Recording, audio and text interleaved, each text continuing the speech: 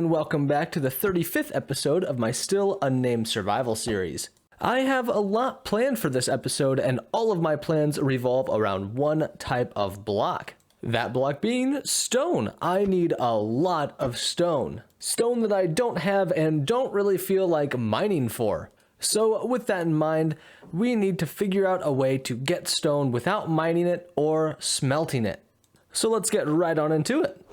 The name of today's game is Resource Friendly Efficiency. I need a farm that produces a lot of stone very quickly while wasting no resources.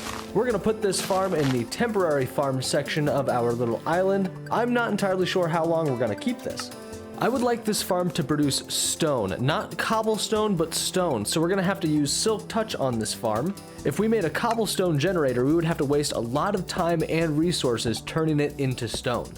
Since this is a temporary farm, I don't really care what it looks like too much, so I'm going to use some leftover materials to build up the frame.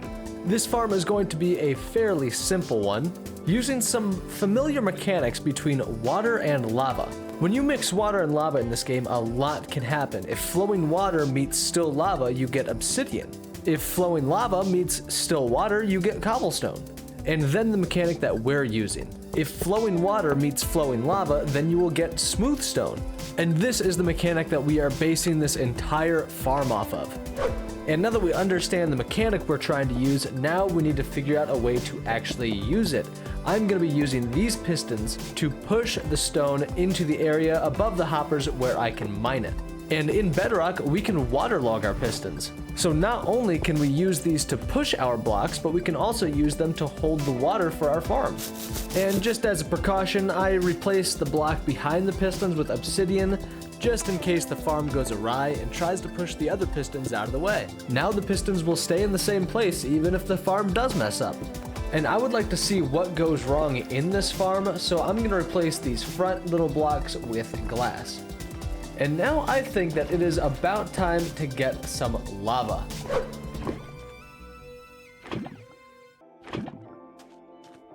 I've grabbed enough lava from that little lava pool, and now I think I'm going to put in some of these redstone repeaters. I'm going to power these pistons by powering the block above them. That way, if I break the pistons in any way or one of them gets damaged while I'm mining, the redstone itself is not damaged and the farm will still work if I put a piston back.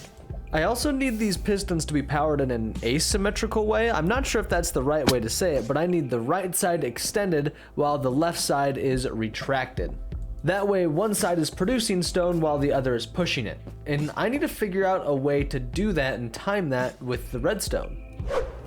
I think that I'm going to try an observer clock, but this might be going too fast. I don't think the stone will actually form this quickly. And I'm not sure if the redstone pulses are even in line with the timing that I would like. I'm going to hook this up though. I want to see if this will work out. Okay, new idea. I'm going to put this in the front of this farm. That way I can turn it off and on from the front as well. And I'm also going to run an inverter in the back through this redstone torch. That's going to slow down the pulses a little bit and also make each side run asymmetrically, which is good. That's exactly what we want. So let's give this guy a little test. Yeah, this is way too fast. Oh my gosh. Oh, there's cobblestone. Oh, this is so broken. All right, back to the drawing board. After having a good think, this is kind of what I came up with. It's a little hopper clock. Hopefully this is slow enough to actually give us the correct timing. And we're going to pull a signal out of one of these hoppers using this comparator. Oh, that's a problem. I forgot that comparators only send out a signal strength of 1. So I attached a little signal extender to that little hopper clock, and honestly, it works fairly well. The timing is right, but it's still a little fast. And unfortunately with this hopper clock, if we add anything else, it just breaks. It's not adjustable. We can mine this, but only this. It would have to be manual. So I like the idea of a hopper clock, but we just need an adjustable one. And one of my favorite hopper clocks is the Etho hopper clock. It's simple, it's easy to use, and it's adjustable, which is the important part. We can adjust the timings to fit whatever needs we have for this hopper clock. It's so versatile in its uses, and it's honestly one of the best redstone circuits to know how to use and to build. Alright, I've got this timing pretty dialed in right now. It's pushing at exactly the right time it needs to, and it's not creating any cobblestone or anything like that. This is doing exactly what I want in a very efficient way. I'm gonna say this farm is complete, so I'm gonna spend a little bit of time here gathering up quite a few chests and shulker boxes of smooth stone and stone bricks. I have been AFKing at this farm for a little bit of time now, and I have gathered up quite a bit of resources, a lot of stone and a lot of stone bricks. I went through one full netherite pickaxe to gather this, and there's still quite a bit in these double chests. I might need to add a little bit more storage to this section, but we're gonna work with that for now. So let's grab all of these shulker boxes and take them over to the mega base. I'm gonna put all of my stone resources right here along this side, but I think I'm gonna go ahead and gather up all the other resources we need for today's time lapse. Honestly, this farm was a lot better than I thought it would be, and we got a whole bunch of stone. Very efficient, very resource friendly, and all you really need is a silk touch pickaxe to make something similar. But enough of that stone talk. We need to gather up a few more resources for our mega base. A few episodes ago, we decided that lapis lazuli would be the block of choice for our little accent pieces. And fortunately, we can get that from our villager trading hall. And since we fixed our raid farm, we have a lot of emeralds to spend. Honestly, this is going to be the part that takes the longest amount of time resource-wise. I have a fairly small villager trading hall. I only have 5 clerics, and you can only buy 12 lapis from one cleric at a time, and I need about 5 blocks of lapis lazuli. That's about 60 lapis per round of trading and just under 7 blocks. That is not very fast. This is definitely going to take a long time. That definitely took a very long time. Longer than I would like to admit. It's definitely on the list to upgrade our villager trading hall now. We're going to be using lapis lazuli a lot, and it is definitely nice to get that pretty quickly. And now that we have all of the resources we need, we're going to start that time lapse.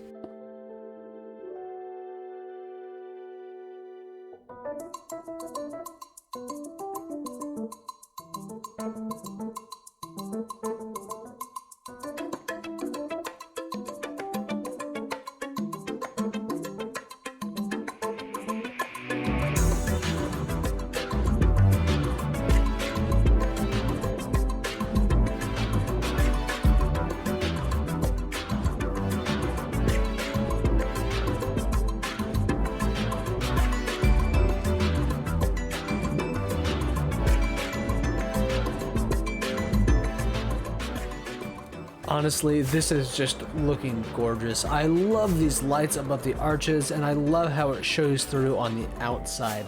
But I think we're finally getting to the point where we can actually cover up this large first floor of this base. So I think that's exactly what we're gonna do. I would like this to be spawn proof as well, so we're gonna have to light up the floor in some unusual way as well. But gosh, this is turning out so beautifully. I love this base.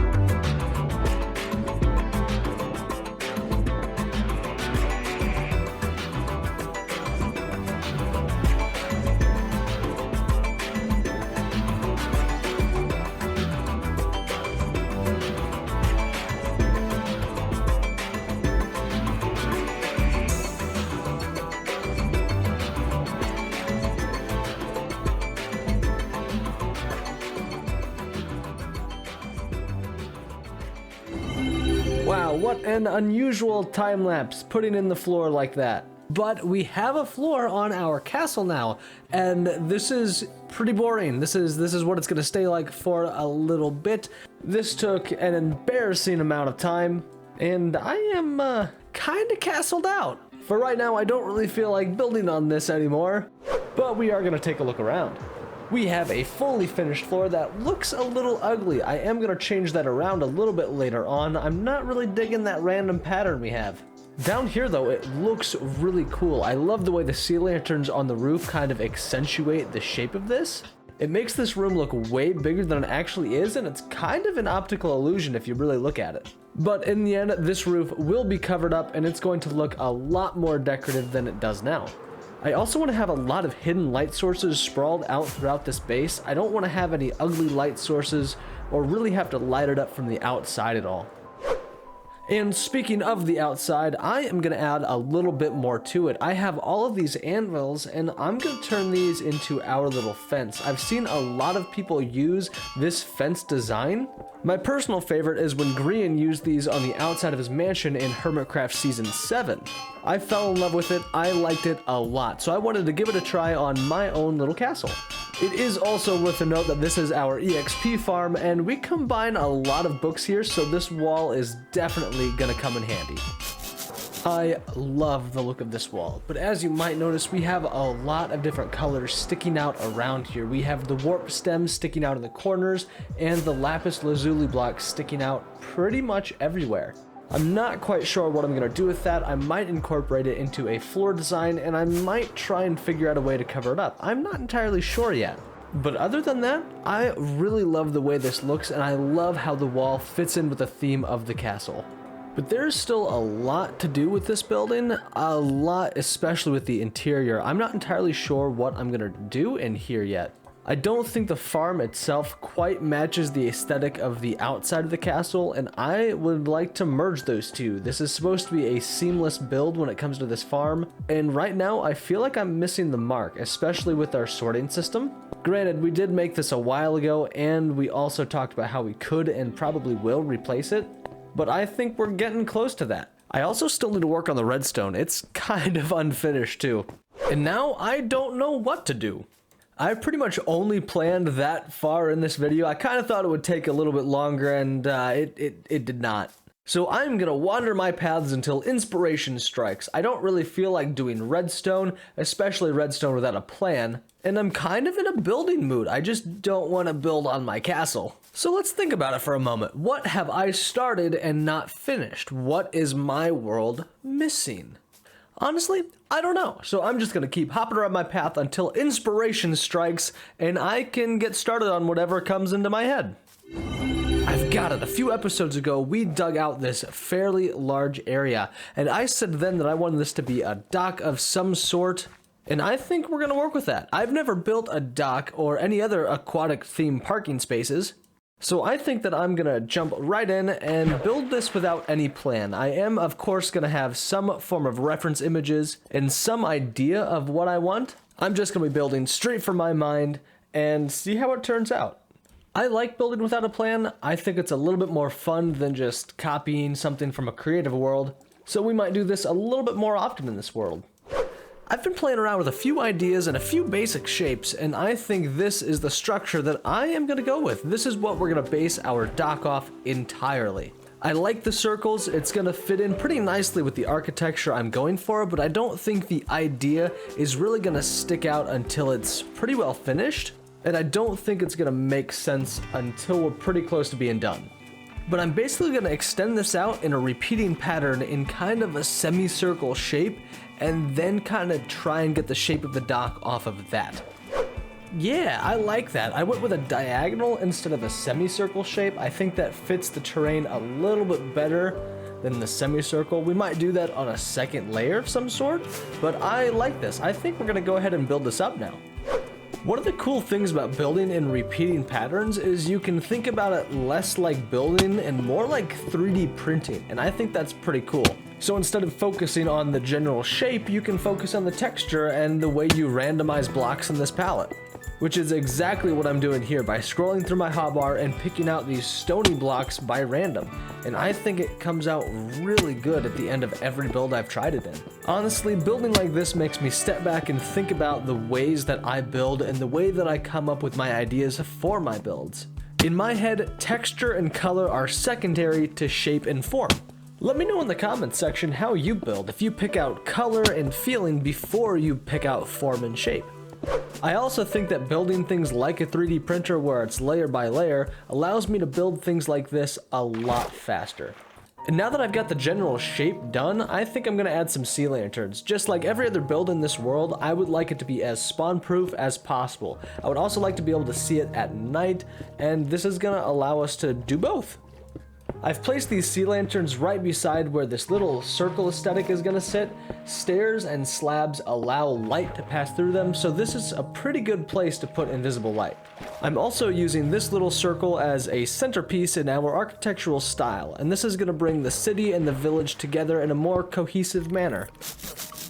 You know that feeling when you build a lot and then you realize something you did is wrong and you have to go back and fix it, and you really don't want to go back and fix it, but you know you need to? Well, that's kind of the feeling I'm having right now. Basically, this little centerpiece right here needs to be scooted over to the right a little section. If you notice, we have short, long, short, short, short. Well, it needs to go short, short, long, short, short. So I'm gonna have to go back and fix that a little bit. That looks a lot better, and now I feel like we're actually starting to make some headway. I think it's time to add a little splotch of color. I'm going to be placing a directional block right behind these circles, and I'm going to be placing this little backing bar that I can easily remove after they're gone. I chose spruce for this little dash of color for a few reasons. I want it to match the village, and I still want this to feel olden and Viking-esque. I'm also going to put some wood as the dock, and I want it to match and feel very similar. I want it to feel kind of dark, medieval-ish, and overall just Viking. We're still close to the olden style village, and I want it to feel like it's a olden style dock. And all docks need handrails, so I'm going to extend the pillars here into the small little brick walls, and we're gonna put some fences between them. But for now, I'm just gonna mark out the distance between the walls. These fence gates are also gonna match our spruce, and I think it's gonna tie in the whole area pretty nicely. Some of these might be removed. I want to put a dock and a staircase leading down to the water, but I'm just not entirely sure where yet. In all honesty, I probably could have planned this out a little bit better than I did. I've got majority of the first wall done, so I'm going to put in the floor right behind it. And just like our mega base, I want this to be as spawn-proof as possible. So I am going to add a few lines of sea lanterns just to brighten up the floor. And in line with the style of our mega base, this is going to have a randomized textured floor. This is going to be a little bit more green than our mega base, just because it's a little bit closer to the water. I want it to feel a little overgrown, a little mossy, a little waterlogged, and I think the mossy cobblestone fits pretty nicely with that. You know, this could work, but I still feel like it's missing something. I don't know what that something is, but I know it's missing it. But for now, I'm gonna put a pin in that, and we're gonna put a wall on this back side, and this is gonna be that semicircle shape I was talking about a little bit earlier on, and I think that's gonna tie in this whole area quite nicely. I do want to get a quick peek at how this looks at night, and honestly, I like that, but I don't really like the way the sea lanterns produce these light lines, and this floor still seems like it's missing something, but again, I don't know what it is. I'm sure I'll figure it out eventually. I think that I'm going to get started on that second wall now, and I would like another long piece exactly center with this. This is center of the one down below, and I think we're going to center it up on the top as well. I think that I would like this top section to match the curvature of the land behind us as well. I'm not sure if I want each side symmetrical, and I'm also not sure how far back I want this wall to be. I would like it to be far back enough to potentially carry wagons through, and maybe make it look a little more alive than what it does now. But I don't know how far back that would be. I think I'm just gonna guess and hope for the best. I've kind of got this started, but I still don't know exactly where I want anything to be, and I'm trying to figure out what I think feels right. I really have no idea what I'm doing with either side of this, and it's pretty much just guesswork. I don't think that I like this, and I don't think that I want this to be a true semicircle either. I'm thinking more of a little squiggle, but I don't know how squiggly I should make it. I guess the only option I have left is to play around with it and stumble into something that I like. And through sheer guesswork, I think I'm figuring out a pattern that I'm okay with. I'm gonna keep on building this because I think this is actually gonna work out fairly well. but I guess we'll just have to wait and see.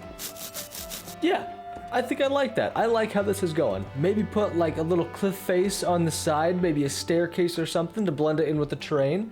I don't quite know what I'm doing over here yet or how I'm gonna blend that into this little section, but overall, I'm pretty happy with how this wall is turning out, so I think I am gonna go ahead and finish it out.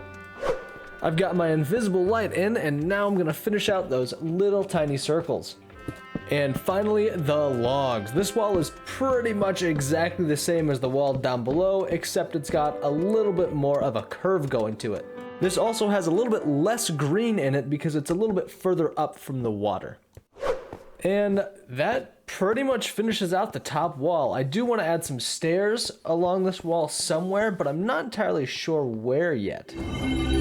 And with the addition of this upper wall, I think we are just about out of time. I think we got a lot done in today's episode, and we did a lot of cool things. Did a lot of work on our mega base, built a small farm, and a fairly large dock. Honestly, pretty out of the blue with that last one. All in all, not a bad day's work. But as always, my name is Red Skies. I hope you enjoyed today's episode, and I'll see you next time. Goodbye. If you've made it this far in the video, thank you. I really appreciate it. And as always, if you have any tips or tricks for using DaVinci Resolve or video editing in general, please leave a comment down below. I would love to hear your opinions, as well as any thoughts or ideas to make my videos better and to help you enjoy them a little bit more.